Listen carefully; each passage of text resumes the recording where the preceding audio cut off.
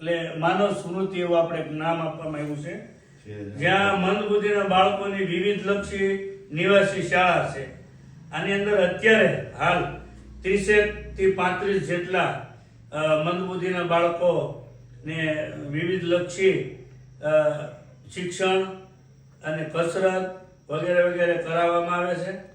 અને આ જનકલ્યાણ વિકાસ ટ્રસ્ટ દ્વારા આ બાળકોને ફક્ત જે મંદબુદ્ધિના છે એને ફક્ત સાચવવામાં નથી આવતા, પણ એમને શિક્ષણ પણ પૂરું પાડવામાં આવે છે. અને આમાંના ઘણા બધા બાળકોને ઘણો બધો પણ વિકાસ એના મગજનો થયો છે. તો આ જનકલ્યાણ વિકાસ ટ્રસ્ટની સ્થાપના આપણે 2015માં કરવામાં આવી અને આજ સુધી આપણે અવિરત એની અંદર આપણે સેવાઓ આવતી રહી છે.